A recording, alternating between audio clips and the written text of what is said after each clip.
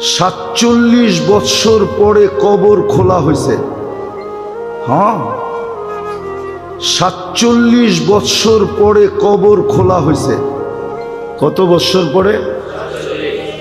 47 বৎসর পরে সুলতান মাহমুদ গজনবী রহমতুল্লাহ আলাইহির কবর খুলা দেখছে, যেমন রাখছিল অমনি রাখা আছে, কাপড়ে মাটির একটু দাগও লাগে নাই, হাত দুইটা বুকের উপরে বাঁধা আছে। উঠায়া দেখছে নরম তুলতুলে, মনে হয় এই মাত্র ঘুমাইছে। ফ্রান্সিসি ইঞ্জিনিয়ার কপ চেহারার থেকে কাপড় খুলছে আর একটা চিৎকার দিয়া বেহুশ হয়ে গেছে। হুশে আইসা বলছে কলেমা পড়ায়া দাও। বলছে কি দেখা কলেমা পড়লা? বলে ওটা বলা যাবে না, কি দেখা কলেমা পড়লাম। পড়ায়া দাও, এটা বলতেছি পড়ায়া দাও। মনে হইতেছে এখন ঘুমাইল।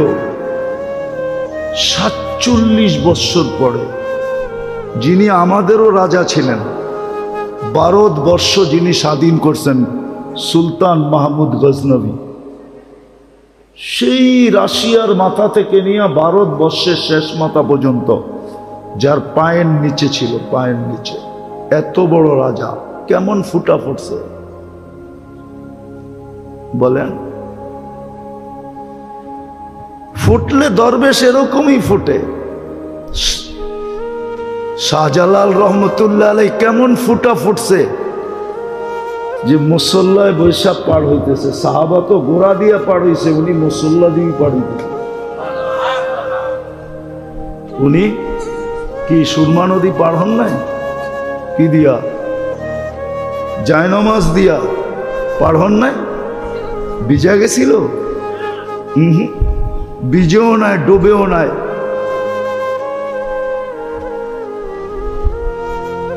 এরকম ফোটা ফুটছিলেন। তো যেটা বুঝাইতেছিলাম,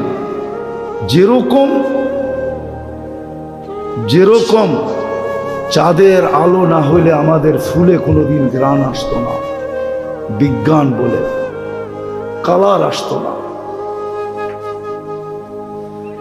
ফলে স্বাদ আর মজা আসতো না, রং আর ঘ্রাণ আসতো না। সূর্যের আলো না হলে ফুল কোনোদিন ফুটতো না। সূর্যের কিরণ আমাদের শরীরে না লাগলে অনেক কিছুই হতো না। তদ্রূপ আল্লাহর রহমত যতক্ষণ পর্যন্ত আমাদের উপরে না হবে, যুবকের উপরে যদি রহমত না হয় তো যুবক ফুটবে না, পুরুষের উপরে না হলে পুরুষ ফুটবে না, নারীর উপরে না হলে নারী ফুটবে না, জীবন কেটে যাবে, ফুটবে না। আমি ওই ফুটন্তের কথা বলতেছি, মনে উঠল বিদায় বলতেছি। লাশ জারি হোক, যুবকের হোক আর বৃদ্ধের হোক, নারী হোক আর পুরুষ হোক, ধনী হোক আর গরিব হোক, রাজা হোক আর প্রজা হোক, রব্বে কাবার কসম, জীবন যদি ফুটলো তাহলে লাশ কবরের পাশে নিবে আর কবর সেলুট দিয়া বলবে, ইদান উহাব্বিলু লাকা বাতনি খাদরা, ইদান উহাব্বিলু লাকা বাতনি খাদরা। তোমাকে রাখতে দেরি, আমার পেট সবুজ শ্যামল হইতে দেরি হবে না। ওয়া ইউহাব্বিল জিসমাকা নূরা, তোমার শরীর আলোকিত হবে। ইয়াসআদ রূহুকা ইলাল্লাহ, তোমার রূহ আল্লাহর সান্নিধ্যে চলে যাবে। তারাল জান্নাতা গুদুওয়াম ওয়া আশিয়া, তুমি সকালে জান্নাত দেখবে, বিকালে জান্নাত দেখবে যদি ফোটে। কিন্তু এটার জন্য শর্ত হলো আল্লাহর রহমত আসতে হবে। যুবকের যৌবনের উপরে আল্লাহর রহমতের ছোঁয়া লাগতে হবে। নারীর নারীত্বের উপরে কয়দিন থাকবা ওইখানে, কয়দিন থাকবো এখানে? 60-70 বছর, এর বেশি তো এখানে থাকার সুযোগ নাই। 60-70 বছরই থাকবো, বেশি দিন তো থাকবো না। কেউ থাকে নাই, কেউ থাকবে না। কোরআন হাদিসের কথাই সত্য, কবি মনীষীদের কথাই সত্য। আজল নে না ছোড়া কেসরা না দারা।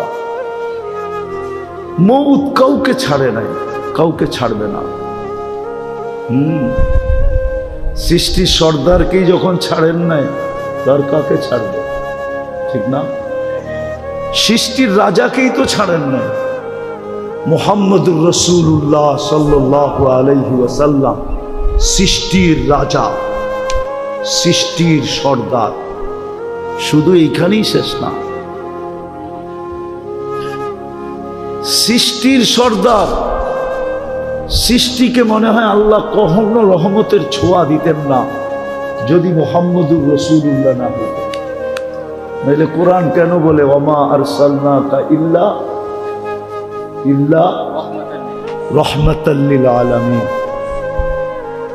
সমগ্র জগৎ কি মনে হয় আল্লাহ রহমতের ছোঁয়া দিতেন না? কাউকে দিতেন না, কোন সৃষ্টিকে না, না জিন না ইনসান, না ফেরেশতা, না কোনো প্রাণী, কাউকে রহমতের ছোঁয়া দিতেন না যদি বন্ধু না আসতেন, যদি বন্ধু না হইত। মুহাম্মদুর রাসূলুল্লাহ যদি না হইতেন, আজকে যতটুক রহমত পাইতেছি কোনো ছোঁয়াই আল্লাহ কাউকে দিতেন না। উনি যখন চিরদিন থাকেন নাই, মৌত ওনাকেও ছাড়ে নাই।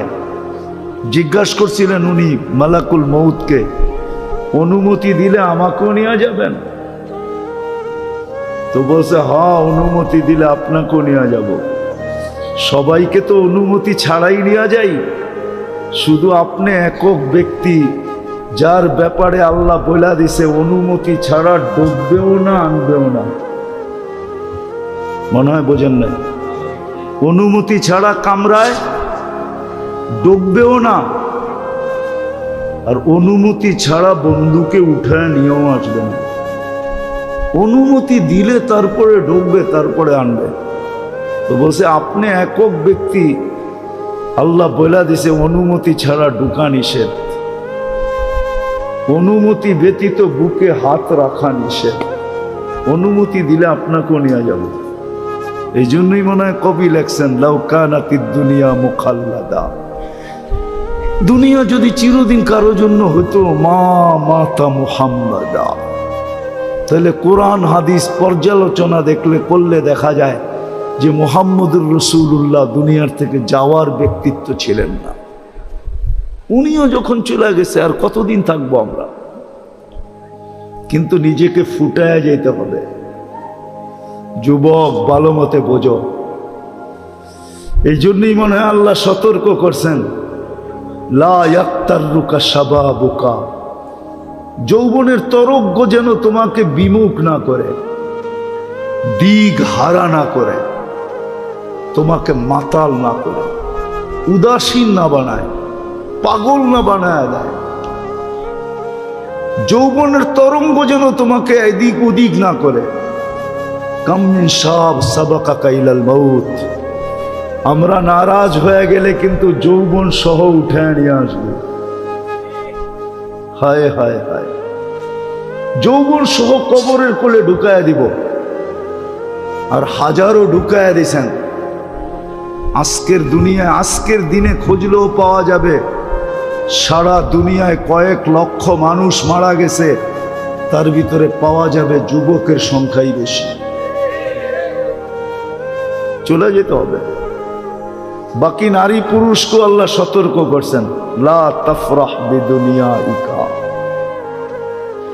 দুনিয়ার উন্নতি তোমাদেরকে যেন বিমুখ না করে। ফা ইন্নাকা গায়রা মুখাল্লাদ, তুমি চিরঞ্জীব না, চিরঞ্জীব না, চিরঞ্জীব না। এই জন্যই ফেরেশতা কানে ধ্বনি দিবে আয়সা, জালাল ইশতিগাল বাকিয়াল ওয়াবাল।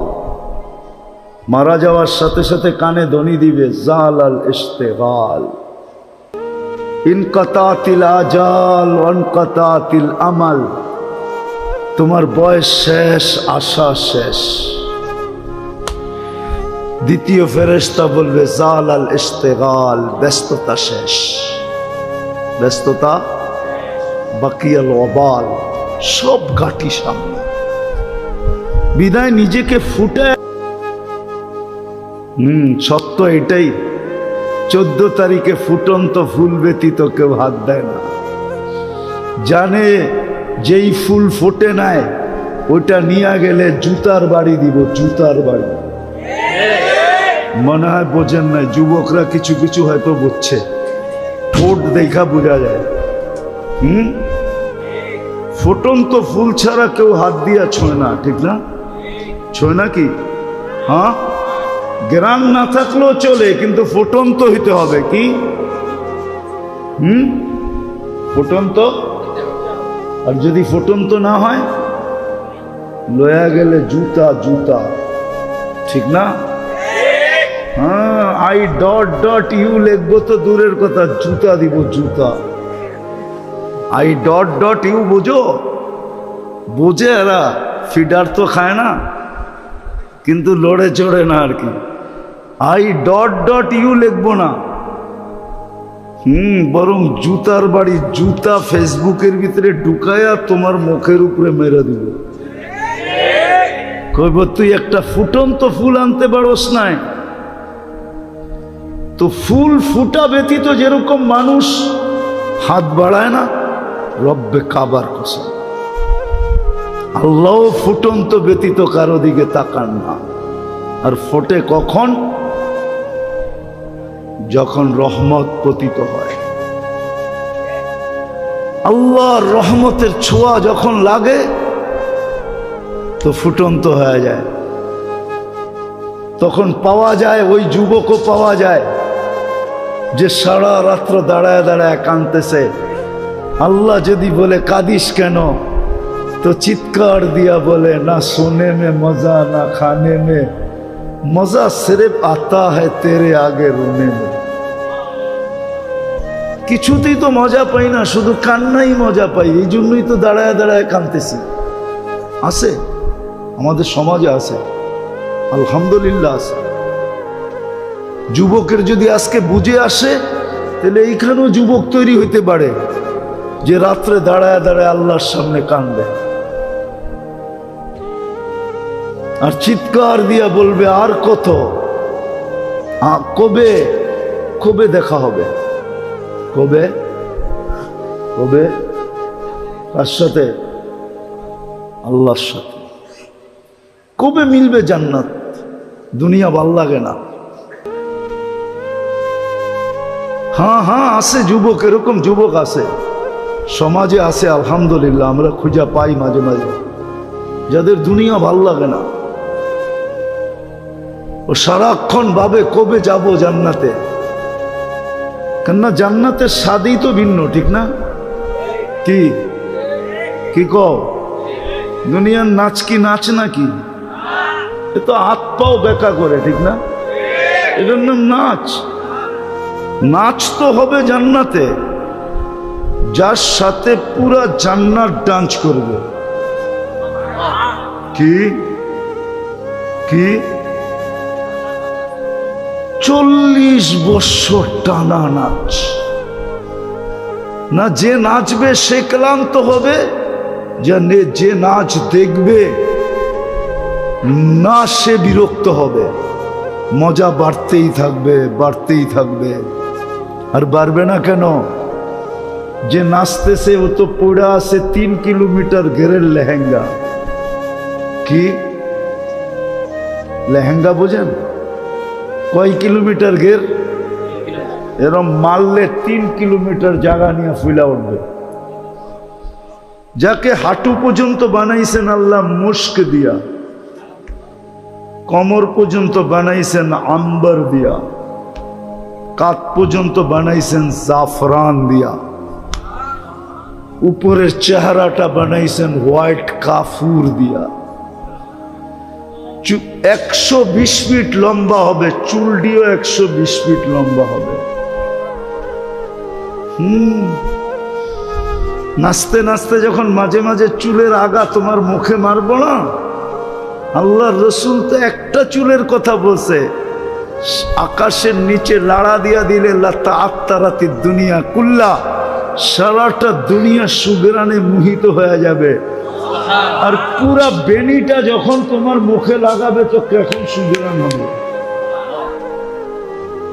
ও যুবক, একটু ভাবো না।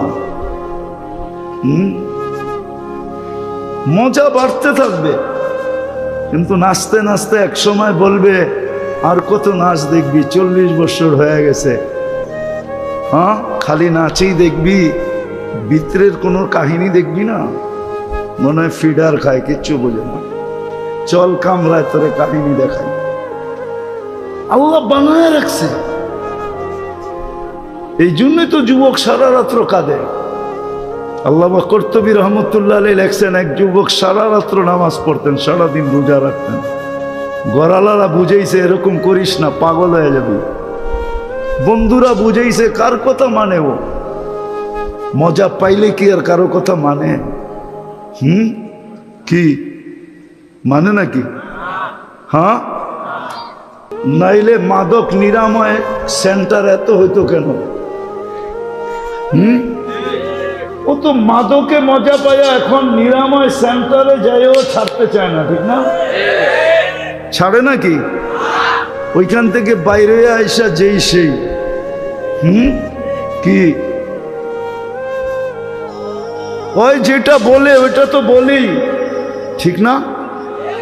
আমি শেষ জায়গায় চলে আসছি, কিন্তু নামাজের সময় হয়ে যেতেছে।